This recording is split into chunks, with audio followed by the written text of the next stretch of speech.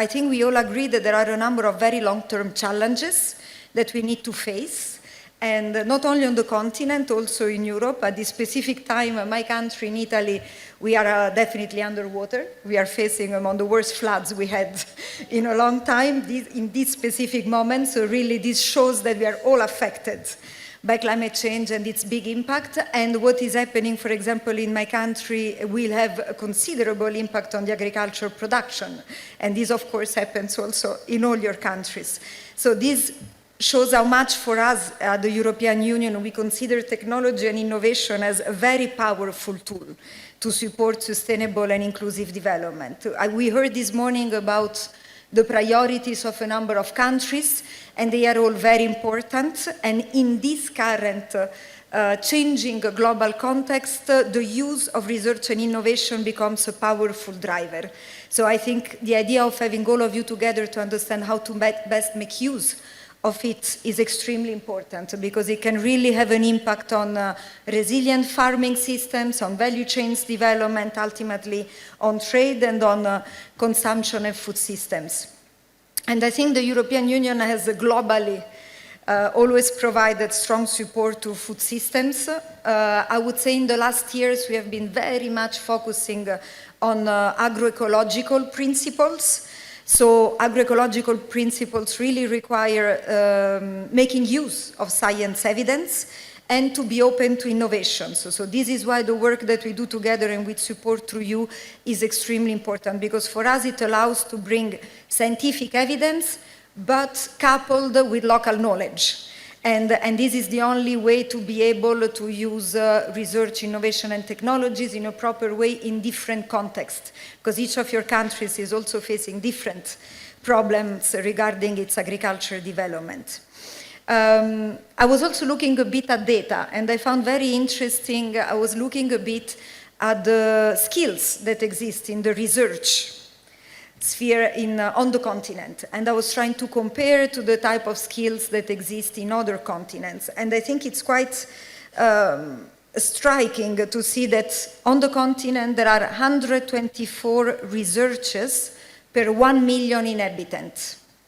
This is among the lowest in the world. There are countries that are probably at around 8,000 among the most developed, 8,000 for 1 million, some average 3,000 to 4,000, 124. So really we need to make the best use of the knowledge that exists, but also see how through investments this knowledge can be increased even more.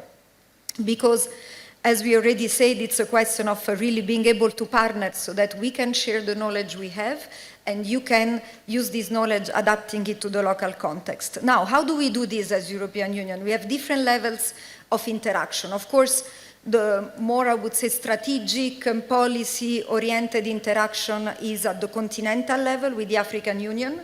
And this is where we have the high-level policy dialogue among us. And there are always a number of events and the situations where this policy dialogue gives us the direction that we want to take together. And I just wanted to mention two upcoming EU-African Union ministerial conferences that will inform the way we will work together. One is the EU Research Ministers, mid-June in Addis, and with a special focus on innovation agenda, so it will be important to follow what comes out from this interaction. And the second one is on agriculture, so both are relevant for different reasons. And the one on agriculture will be at the end of June in Rome, and will focus on resilient food systems and sustainable agri-value chains, so very relevant for the discussions we are having these days. And then continental, and then how do we translate it? We translate it at support both at regional and at country level. Regional level, of course, we cooperate with what we call the centers of excellence, like Azareca, to be able to have a transboundary approach and bring knowledge and networks together. And we have been working together for a very long time, and we have quite a lot of ongoing initiatives.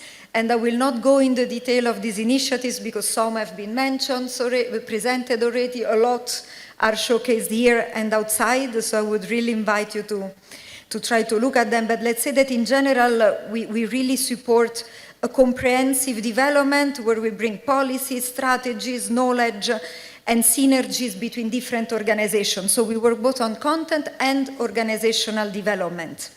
We have been working through programs like Desira, that you may have heard also at country level, with a big number, around 70 at the moment, research and innovation ongoing projects, ranging from climate smart water management to soil, land, soil and crop information, so really touching upon a very broad spectrum of interventions.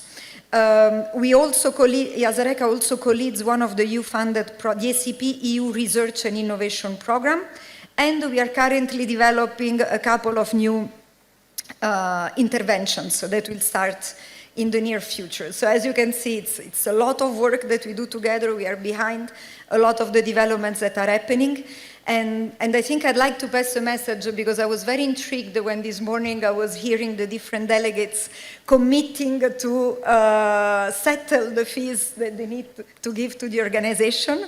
And I think this is a very important message I'd like to pass, because for an external partner, we are behind the work that the organization does. We work at country level, but of course, it's very important to see your commitment to the work. So I started to ask questions when I heard about what was said this morning. So let me pass this message, because our commitment, of course, needs to go hand in hand with the commitment of the partner countries to an organization, because only like this it will work and we will be at the same level.